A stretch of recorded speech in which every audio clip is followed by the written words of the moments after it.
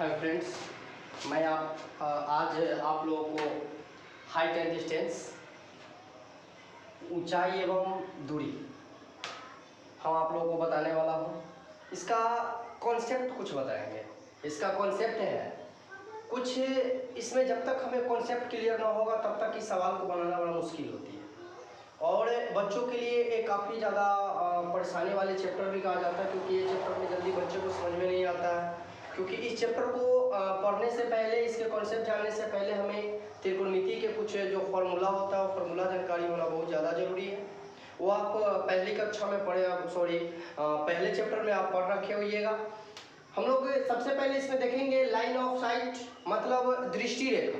ये जो है पहला देखिएगा, दृष्टि रेखा, लाइन ऑफ साइट। कहने का मतलब है कि कोई भी व्यक्ति है वो या नहीं तो सीधा देखेगा, या ऊपर देखेगा, या नीचे देखेगा। मतलब तीन तरह से देख सकता है। ये हाइट एंड डिस्टेंस में तीन तरह से व्यक्ति देखेगा। एक सीधा देखेगा, तो सीधा देखेगा इसका मतलब है कि एकदम एक क्षैतिज रेखा प्राप्त हो, वो गर्दन को न उठाएगा और ना ही नीचे करेगा।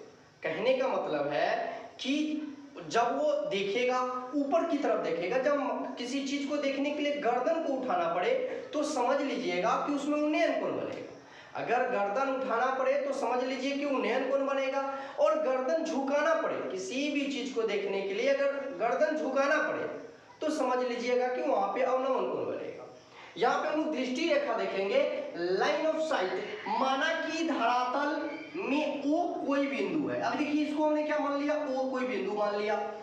अब बिंदु है जहां दर्शक की आंखें, अब यहाँ पे दर्शक की आंखें होगी, याद रखिएगा। यहाँ पे एक इंसान है और इंसान की यहाँ पे आंखें है। क्या है? आंखें है, ठीक है। ये इंसान की यहाँ पे क्या है? आंखें हैं। ये आंखें यहाँ से ऊपर की तरफ देख रहा है। कहाँ देख रहा है? ऊपर की तरफ देख रहा है। तो कहता है कि जहां दर्शक की आंखें हैं, ओ से गुजरने वाली, देखिए ओ से गुजरने वाली क्षैतिज रेखा। अब क्षैतिज रेखा क्या है? ओपी है, मतलब गर्दन को नहीं उठाएगा और नहीं नीचा करेगा, एकदम गौर से एकदम सामने देखेगा। सटीक मतलब एकदम सीधी रेखा में देखेगा तो ओपी एक रेखा बनेगा। मतलब ये ओपी एक रेखा होगा और ओपी से कुछ ऊंचाई पे, मतलब सीधा देखा और सीधा देखने के बाद गर्दन ऊपर करेगा। क्या करेगा? गर्दन ऊपर करेगा। तो ओपी से कुछ ऊंचाई पर माना कि एक बिंदु जो है क्यू स्थित है। यहाँ पे हमने क्यू माना है। यहाँ पे गौर से देखिएगा, ये क्यू बिंदु है और क्यू बिंदु स्थित है। रेखा ओ क्यू, रेखा ओ क्यू देखिएगा गौर से, रेखा ओ क्यू है। ये रेखा ओ क्यू है। ओ क्यू जो बिंदु ओ एवं क्यू, ओ एवं क्यू मिलाने से बनती है, इसी को हम लोग बोलते हैं दृष्टि रेखा। मतलब जिस हमने देखा, जहां पे देखा, आंख से लेकर के जिस वस्तु को हमने देखा वहां से एक सीधी रेखा बनेगा, सरल रेखा बनेगा, एकदम सीधी रेखा बनेगा, ठीक है। उसके बाद हम लोग चर्चा करेंगे। अब है यहाँ पे क्षैतिज रेखा ओपी तथा दृष्टि रेखा ओक्यू। अब देखिए ओपी और दृष्टि रेखा, ये जो ओक्यू है, इसके बीच में जो कोण बनेगा, मान लेते हैं थीटा, तो ये जो थीटा वाला जो कोण बनेगा, इसी थीटा कोण को, मतलब बीच में जो बनने वाला कोण है, उसको उन्नयन कोण बोलते हैं या उन्नति कोण बोलते हैं, ठीक है। इतना याद रखना है। तो उन्नयन कोण तो हमें लगता है कि आपको समझ में आ गया होगा कि अगर किसी वस्तु को देखने के लिए, उन्नयन का मतलब ही होता है गर्दन को उठाइए। उन्नयन का मतलब होता है गर्दन को उठाइए। कहने का मतलब है कि आपको देखने के लिए किसी भी चीज को गर्दन उठाना पड़े तो समझ लीजिएगा उन्नयन कोण बनेगा। अब देखा ऊपर तो इसकी आंख यहीं पे है, तो यहाँ पे उन्नयन कोण बना। चलो चलिए आगे बढ़ते हैं। अवनमन कोण क्या है? अवनमन कोण है। अवनमन कोण का शाब्दिक अर्थ है नीचे की ओर, मतलब नीचे की ओर झुकना। अब किसी भी चीज को देखने के लिए आपको गर्दन नीचे करना पड़ेगा। अगर किसी वस्तु को देखने के लिए सिर को नीचे की ओर झुकाना पड़े तो दृष्टि रेखा और क्षैतिज रेखा, ये दृष्टि रेखा और ये क्षैतिज रेखा, ठीक है।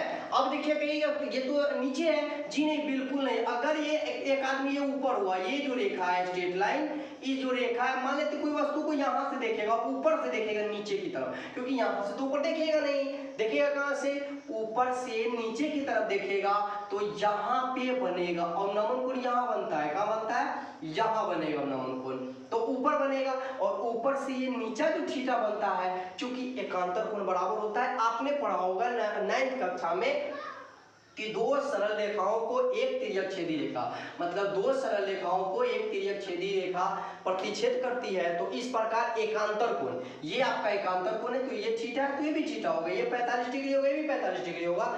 थीटा जो होता है वो बराबर होता है, थीटा का मान जो भी हो 30 डिग्री हो 45 डिग्री हो बराबर होगा। अब यहाँ पे झुकना पड़े दृष्टि रेखा और क्षैतिज रेखा के बीच के कोण को क्या बोलते हैं, अवनमन कोण बोलते हैं। ये अवनमन कोण है और यही नीचा बनेगा, क्योंकि ऊपर से मान नहीं निकलेगा, आपको नीचा बनेगा। और हर में एक समकोण त्रिभुज 100% बनेगा। मीनार हो सकता है, भवन हो सकता है, झंडा हो सकता है। मान लेते कि चलिए एक उदाहरण बताते हैं, चलिए आप पतंग बचपन में पतंग उड़ाते हुए देखे होइएगा।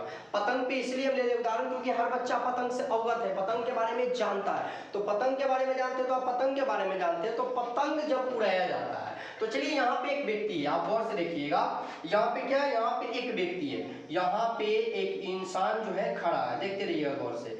ये है, ये धरती है, क्या है, ये धरती है, ये धरती हो गया। अब यहाँ पे इंसान खड़ा है, कहाँ, ये इंसान खड़ा है। अब इंसान यहाँ खड़ा है और एक पतंग उड़ा रहा है, तो पतंग उड़ा रहा है, तो ये पतंग ऐसे ही उड़ेगा, उड़ेगा ये पतंग ऐसे उड़ेगा। अब ये पतंग ऐसे उड़ेगा, तो ऐसे लेंगे तो भाई हम हाथ में रखे हैं तब ऊपर आया जी। मान लेते पतंग उड़ा रहा है और इसको मन हुआ कि हम 5 मिनट के लिए कहीं चले जाते हैं, तो क्या करेगा, छोड़ के भाग जाएगा, भाई उड़ जाएगा बाहर, फिर कोई फायदा नहीं है, क्योंकि हमें यहाँ पे समकोण त्रिभुज चाहिए। अब पतंग उड़ा रहा है, ये आदमी चला गया और कहा कि चलो हम इस खूंटा से यहाँ पे बांध देते हैं। क्या करते हैं, खूंटा गाड़ देते हैं, बांध देते हैं। और इस खूंटा में इसने क्या किया, पतंग को बांध दिया।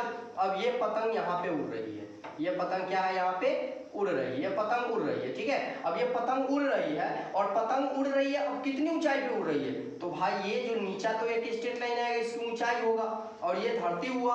अब ये आपका लंब हो गया परपेंडिकुलर, ये आपका जो रेखा है, ये जो धागा है पतंग का, ये आपका कर्ण हो गया और ये आपका बेस हो गया, ये हो गया।